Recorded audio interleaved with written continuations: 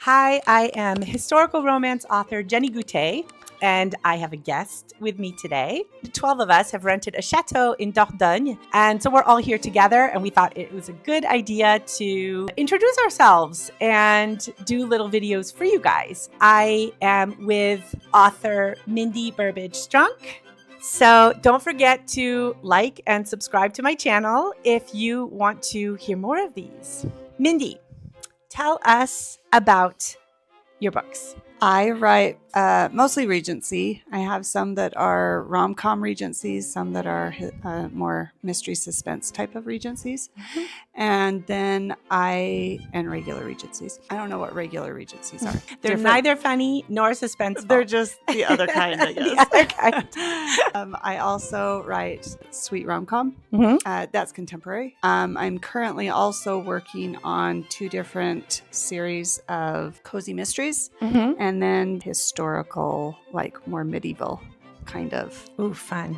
I want to do medieval romances, too. So that's cool. Being here has kind of rejuvenated that a bit. So. Yeah, we have visited some really cool castles. Yeah. How many books have you written? 27. I just released my 27th in August. Okay, how many books a year? Usually 3 to 4. In a good year? In a good year, 4. Okay. Maybe 5. I have done 5 before, but usually it's 3 to 4. Okay. Yeah, that's good. For me, it's 2 to 3 max. And like 3 is pushing it. So tell us something interesting about yourself. I think as a general rule, writing is kind of a creative field. But once you start doing it as a living, it becomes less of a creative field. Yeah. So I love to quilt and sew. And that kind of helps to give a little bit more of that fill that creative bucket that sometimes gets depleted with writing. Okay, so if you were going to give some advice to a young writer, what would it be? If you can't find the book you want to read, then write it yourself. I think that's kind of how a lot of authors started, is there was I want to read about this, but we couldn't find it. So. Yeah, or I want to read more of something. Right. In my case, it was Georgette Hare. Yeah. You know, I'd read all of her historical romance books, and I was like, I want more. And so that's how I started. Mine was kind of along that. I was reading one, a Regency, and I was like, what would have happened if this had, in my case, it was what would happen if heir to a dukedom actually had moved to America, because during the Regency, that's a fairly likely scenario. Yeah, likely scenario. That they would have. And so but I couldn't find anything that had that happen. So that was my first book. It's called An American in Duke's Clothing. Wow. There you go. If you want to read that book, and that book sounds really good, you know where to look. What happened is his father was the 3rd son of a duke. Okay. And all of his brothers ended up dying with no heirs. And so it fell to his father's family, who had come to America. Because as a 3rd son, he had what did he have there? So he had come, so it does take place in England, actually. So it does. So the first chapter is them in the harbor entering England in Liverpool, and him going, what do I do? Like, this is not my country anymore. Exactly. A lot of changes. And so it's cool. kind of their rude awakening. And it happens like just as the War of 1812 is ending. And so, there's still some hostile feelings towards Americans. And so he gets to kind of encounter that. And then you throw in an arranged marriage that he doesn't want, and he actually falls in love with the sister, and chaos ensues. That's the best kind. That's so great. So tell us where readers can find your books. Are they on the YouTube channel, for instance? I do have a YouTube channel with audio books. You actually have that linked in your profile. Yeah, I have a featured channel. So if it fits the bill, like historical romance that's chaste, then it's on my featured channel, and Mindy's there. Yes, so they're there. And then all of my ebooks are pretty much on any audiobook platform. So Apple Books, Kobo, Barnes & Noble, pretty much all of them. Libraries are a big one, because we're all trying to save money. So definitely you can follow Mindy on Instagram. What is your Instagram handle? I'll put it in the comments. Mindy Burbidge Strunk. And definitely check out her books. Yes, definitely do. Thanks. Until next time.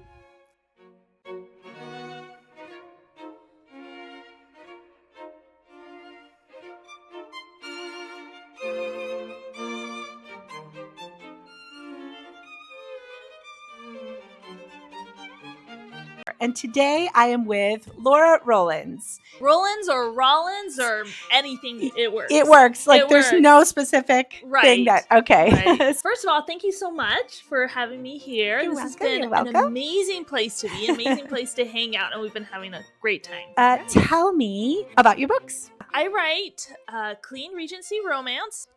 It's a genre that helped me out a lot during a really difficult time in my life, and when my health got better, I used to deal with very severe depression. And when my health got better, I was like, I want to give back and do that for other people. To write something that is light and fluffy so that when people read it, they put it down and they say, okay, I feel a little bit better. Yeah. It's okay. Things are going to get brighter. I love that. So how many books have you written? About 20. And when did you start writing? What year? Oh boy, that's a hard question. Yeah, 2019. Yeah, like that's when you're first published. Started first putting Regency. So, how many books a year can you put out in general? Oh, it has varied. There was a year when I put out like 5 or 6 in a single year. It was amazing. But lately, it's been closer to just 2 or 3. Okay. Okay. Tell us something interesting about yourself. Right now, I am dealing with chronic migraines. And they have been slowly getting worse and worse for the past about 4 or 5 years. Wow. And they're pretty debilitating at this point. Just they're constant. But I decided early on when the migraine started to become like enough of a problem that I was like, okay, this is something I'm going to have to deal with and really struggle with. I decided it wasn't going to define me.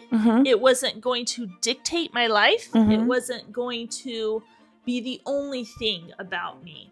When opportunities like this come up, it's tempting to be like, oh, I've got migraines, I can't go, right? Because I know I'm going to have to do all of this while dealing with a lot of physical pain. Yeah.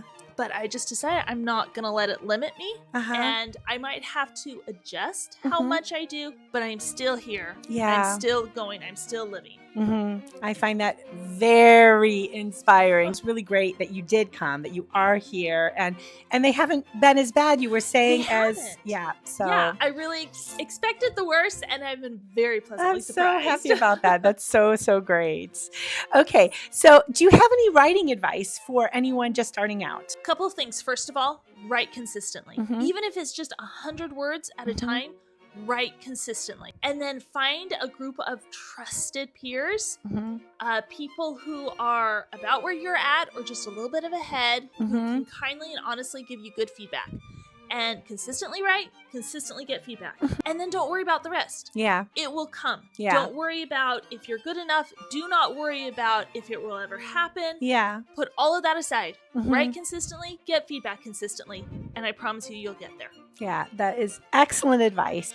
So one thing I wanted to talk about, and we'll probably be talking a little bit more about this, but it's something called MAPs. Okay, so MAPs are multi-author projects. And it's when you do a series together where the books are all standalone books, but they're connected by a common theme. And the way I got to know Laura was because she proposed doing a MAP and invited me to join. And I'm so glad I did. It was so much fun. It was so much fun. Such a fun project to do together. Yes. And if you're curious about which book, mine was A Yorkshire Carol. Okay. So that was and I had a ton of fun exploring the culture in Yorkshire. I got a dictionary of Yorkshire slang. One of my readers, amazing guy, he helped me to really get the culture because he has lived there. I think he's either from there or lived there. So he has helped me with that. What I wanted to ask, why don't you describe the map? Like what was this map about? Yeah, so my book in that contribution is A Wish for Father Christmas, and it was hands down one of the funnest books I've ever written. And a big part of it was because we were doing it as a group. Yep. It was a group of elderly ladies who usually get together over the Christmas holidays. Most of them are widows or kind of to the point where they want to spend that time with friends, but because of bad weather and bad health, they just couldn't be together this year. And so they decided this year instead to just write a lot of letters back and forth to stay connected that way. but then also they each were going to be a behind-the-scenes matchmaker. So these elderly ladies, they're not the main characters in any of the books, but you get to see a bunch of the letters, and you can kind of see them working in the background of all of these stories to put our main characters together and just give them the right little nudge. So it was so much fun. So much fun. So in this series, you'll see the letters written back and forth to each other, and it was a super fun map to do together. Where can readers find your books? Audiobooks on YouTube, so you can totally find me there. And so where else can you find them? And then also Amazon. All my books are in KU. If that's the way you go, you can definitely get all my books in paperback. If I'm a big paperback reader, especially with my migraines, I can't read on screens very well. Got it. So I'm all about the paper books. You can find mine there. So and also libraries. That's something recent where Amazon, it used to be that if your books were in Kindle Unlimited, you could not put them on other platforms, but now they are letting you put them on libraries, which I think is a crucial step. So wonderful. Yeah, it's so wonderful. So you can read her books in libraries. And what is your Instagram handle? Author Laura Rollins. Okay, with like little underscores in between. Okay, I'll make sure to put that in the description so that you can find her. Follow her. I'll put her YouTube channel just so that you don't miss it, and so that you can check out her books. Thank you so much. Thank you for doing this interview with me today. It was so fun. Yeah. And readers, thank you once again. If you would like to find more, listen to more of these interviews, don't hesitate to click like, subscribe, all of that. That's it. Thanks. Bye. Bye. Today I would like to introduce Sally Britton. Sally, tell us what kind of books you write. Main category is historical romance. Most of my books take place during the British Regency period. So that's Jane Austen-esque. I also have books that are written during the Victorian era, the American West in the 1890s. Okay, so much later in the 19th century, but in the U.S. What states do you place them? Arizona, mostly. Okay, interesting. Well, do you know off the top of your head how many books you've written? I think the last time I counted, I'm at 38 individual titles. That's amazing. So it's a lot. And so how many can you write on a good year? How many can you write per year? The best year I had, I wrote 8 books. And only one was a novella, which is shorter. Yeah. But this year I've only written 2. Okay. So there are some years where it's just hard to crank out the creativity, and I feel it too. I'm actually, this coming year, I'm only scheduled to write 2. One is for Haven Fiction, and then one is an indie book in my series. And I just realized, like, some years I need a break. There's always something else that impacts the writing. Yeah, it's true. And also there are so many other elements to being a mostly or completely indie author, because we're doing, the narration, we're doing the editing, we're like hiring the editor, we're hiring the cover designer, we're doing translations, we're, doing all the accounting and the marketing and the social media. The list never ends. Have any writing advice that you would like to give if people are just kind of thinking about writing? Find other authors. Find people who are at the same stage that you are, so that you can commiserate together. But then always look for somebody who's a little bit further ahead than you. But authors are extremely kind and giving people overall. We've all been at the beginning. Yeah, no, that's excellent advice. In terms of author support, like, Sally, you were one of the early ones where I felt like, we were doing this together, and, I didn't feel alone, and it's been good because I can get advice and things like that. Some of my early supporters in terms of big names were Carla Kelly, Jama Fixon. Yes. And that's been, and I was like total fangirl, but it's true that authors are very kind and very supportive. So we lost our lighting. We kind of refigured what we could. But anyway, for short. And Sally and I have done 4 maps together. We did Seasons of Change. We did the Christmas series. We did the Castles and Courtship. And then we did Blackstones. So we've done 4 maps together. We I work know. really well together. Yes, we do. Don't be afraid to say no. I know we often have fear of missing out, but you have an entire group of people depending on you. So if you look at your schedule, if it's going to be tight, if you are uncertain, really look at your options and don't be afraid to say, I can't do it this time, but please remember me for next time. Yeah. I have said no to multiple things that I wanted to do them so much just because of the other authors who are working with them, because it's an excellent chance to network, to make new friendships. Yeah. But saying no to a few of them have really saved my mental health. Yeah. But being able to say no to a project like that is important, because you don't want to get into one of those projects and then not be able to carry your own share of the weight. Everything that you have to do alone, you're now doing on a timetable that you share with others, and they are dependent upon you. And you don't want to think poorly of another author. Yeah. And then secondary to that is make sure that you're going in with people that you believe you'll have good chemistry with. I mean, I'm sure you'll see from this series of interviews that Jenny does that she has great chemistry with the authors that she works with. We get along. Yeah. We like each other. We like respect each other. There's so much respect here. Yeah. Jenny is fantastic. Thank you. But it's really difficult if you get into a group of people that you don't have good chemistry with. Yeah. And I feel really fortunate that the maps that I have done have by and large been with women, other authors who I have great respect for, and we end up afterwards being fairly close. Yeah. So I appreciate that. No, that's really, really good. Is there anything that you can tell us that's interesting about your books? Okay, especially recently, but fairly early in my career, I decided that I wanted to make the heroines in my books very real. I wanted them to deal with a lot of the same things that we deal with today. Overwork, overwhelm, depression, anxiety. But of course, set it in that time period where things like this weren't all the way understood. Yeah. And I have had a great success with readers saying that they see themselves in these heroines because they're relatable.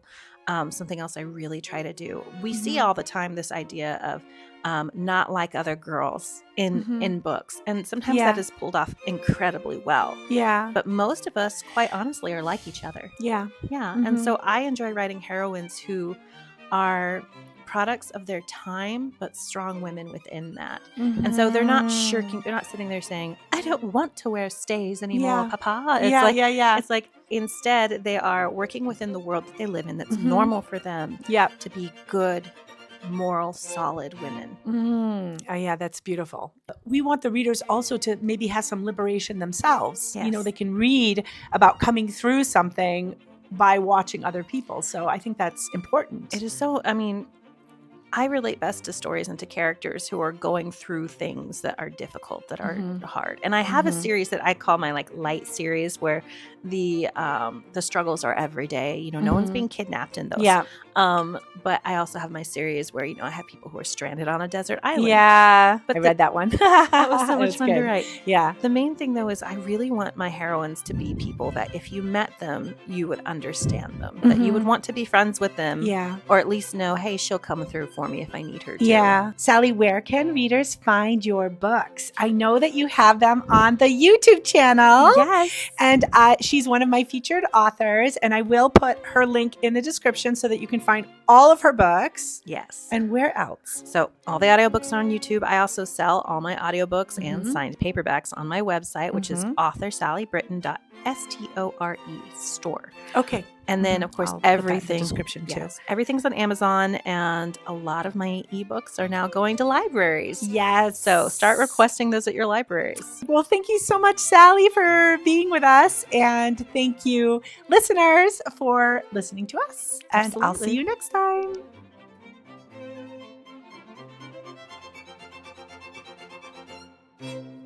And this is Kasey Stockton. Okay, Kasey, tell us about your books. I write mostly Regency romance, but I also write contemporary rom-coms, and I have a historical Scottish series. Oh, yeah. Actually, I've read that. It's really good. How many books have you written? I have published 41. How many books can you write a year? Like in a good year, and then in an average or like a not so good year? What is your book range? I've done 8 to 10, but 4 to 6 is a lot more comfortable. Yeah. And so the ideas just flow. Like They just don't stop. they just don't stop. Yes. That is incredible. That's really neat. And I have met other authors like that where the ideas just like bubble over. And so you're able to keep the books coming out, and the readers are so happy about that. So tell us something interesting about yourself. Well, before I wrote, I was a cosmetologist. And let me tell you, she always looks good. So well, I think the readers would be really unhappy if you stopped. So I think you found something more along your groove. If you want to give some advice to a writer that's just starting out, what would the advice be? It would be to just write, to stop overthinking it or thinking about your publishing plans or thinking about the people who will someday read it, and to just get the words down. I think that's good advice. My favorite quote is, but she says that our first draft is shoveling sand into a box so later we can build sandcastles. I agree with that. And later you can shape it. Exactly. Yeah, that's good. Kind of like the quote, that you can't edit a blank page. Like, you have to have words out in order to be able to go back. Do you find that you have to do a lot of editing? Because I do know authors that do almost none, because the ideas are so crystal clear that when they come out, it's not like the words are already in good shape. It's more like fixing grammar and maybe a few occasional changes. Or do you feel like you spend a lot of time in the edit phase? I don't spend a ton of time editing, but I have pretty clean first drafts. But I do have to edit just because I'm a discovery writer. So I have to go back and make sure everything lines up. Yeah. Tell us, where can readers find your book? So once again, it's Kasey Stockton, and I will put her name in the description. For instance, are your books on YouTube? Yes, my books, I have audiobooks on YouTube, and I have books in Kindle Unlimited and in most libraries. And if they're not in the library, you can ask for them to be in your library. And on Instagram, what's your Instagram handle? It's author Kasey Stockton. Okay, that also is going to go in the description so that you can find her. I'll see you next time.